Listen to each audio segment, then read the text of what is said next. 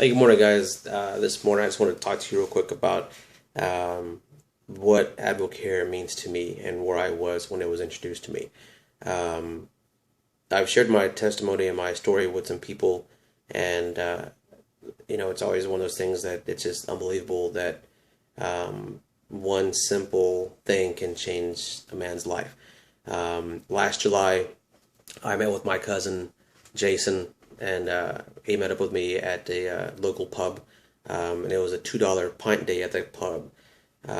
Went there and we met up, had lunch, and my cousin just asked these questions that just got they just pierced my heart. I didn't know how to answer them correctly, because I've always lied to people and whatnot. And here was, my cousin who I love like a brother, and I had to be honest with him. I mean, I was not in my right frame of mind. I was not in my right. I wasn't healthy, physically or mentally or spiritually for that matter.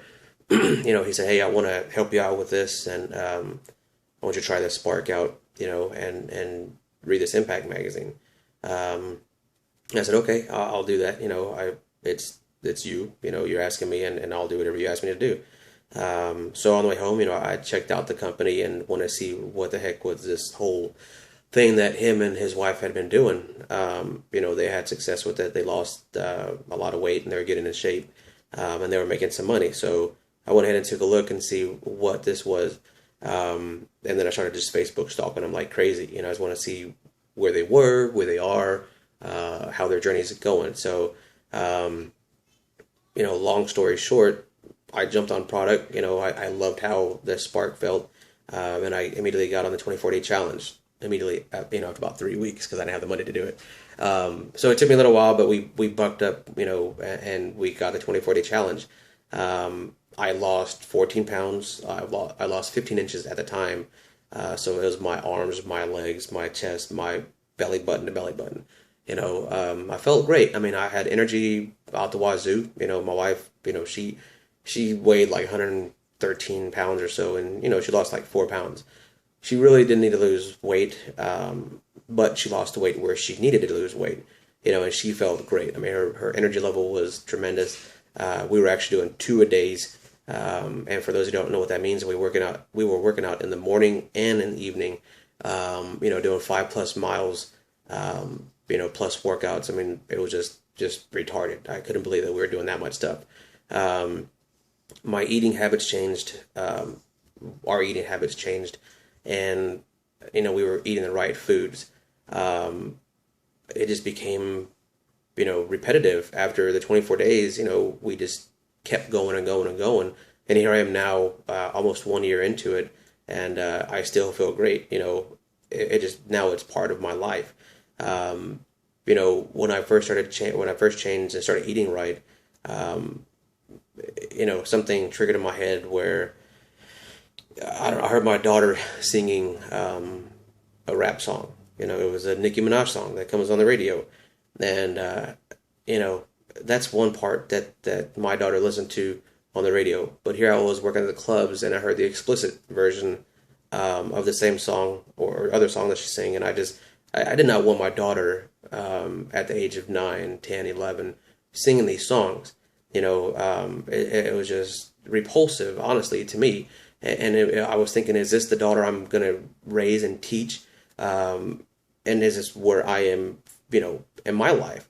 So I made a change, and I changed the radio to a local radio station, KSBJ, and started falling back in love with Christian radio. So here I was now on the line, walking the line literally. And it was brought up, to my attention. My mom, that's my mom, she said, Mijo, you are not going to receive the blessings in your life and in your calling if you keep doing this. You're grasping for straws. At that time, I was working big deals that were just right there, right at my grasp to close and to make a lot of money with different clubs around the nation. And it wasn't my calling. I'll be honest with you. I mean, it just wasn't there. I mean, I'm a salesman. I know how to do things, but this was not money from God, and I'm not pushing religion on anybody. It's just a decision I made. So, we changed our eating habits. We changed our the music we listened to, and then here was we were in still doing our Advocare. Now it was in October of 2012, and we went to this National Day of Back to Church Sunday. I went with my childhood mentor, youth leader. We both did, Tanya and Clint, and this church just took us in and with open arms. I mean, it was just amazing. It made me feel great, So we got in, and they just took us in, and the kids, I mean, they loved it. They loved the Sunday school and whatnot, and all of a sudden the kids are falling in love with these Sunday school stories and these Bible stories, and here Deja was 10, Miles was 7, and Michaela, 7 also, my niece, and I felt horrible the fact that I never taught my kids these valuable lessons of from the Bible that I knew growing up, So some of these changes that I started making came into play, and here we were January 1st. That local radio station, well, actually it's not local; they're worldwide with the internet. But anyway, they said let's do a 30-day challenge or something they've done forever. Keep it on KHPJ for the next 30 days, and we promise you that your life will change. And I was like, well, geez, I did a 24-day challenge. Now I'm going to do a 30-day challenge. We did a 30-day church challenge at church. And I'm like, why are these challenges? I did it. We have not changed the radio from Christian radio since then. Here we are in July. So I love it. Like I said, I'm not pushing church on anybody, but it's a decision that I made, and it's better. That's made a better man out of me. It's created this person that's always been there, but I've had to bring him out. I'm now a better father, a better husband. I'm around more. I'm working from home doing this Advocare thing. My sharing my story with people in front of them. They're amazed when I show the before picture and after picture, and they're amazed when I show them where I was mentally and what I did before to make money and what I do now to make money. And it's just a complete 180-degree turn, and it's a huge blessing. So I give my honor to God for introducing Advocare to my cousins who introduced Advocare to me. That's one thing that I always had to tell people. My dad said, you do not mix this up.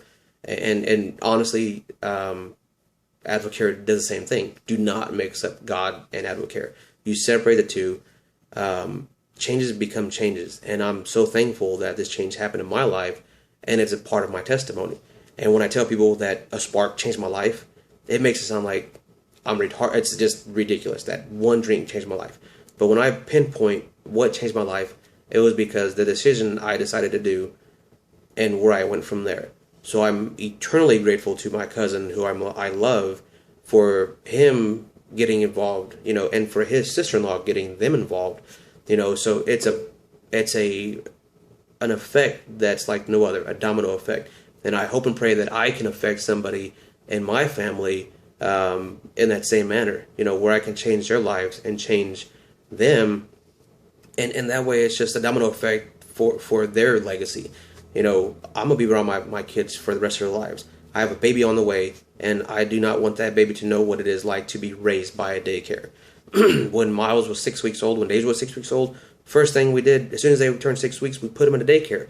We went to work. And I don't want my kids to do that, I mean, my wife even works at a daycare center. I want her home. It's one of those things that I'm working hard to do. I'm building a business. I'm building my legacy with Advocare. So this is a long video. I do appreciate your time if you've listened this long. And I would love to meet with you face to face, just share with you more things that I've done and things that I would like to introduce into your life. So it just started with a spark.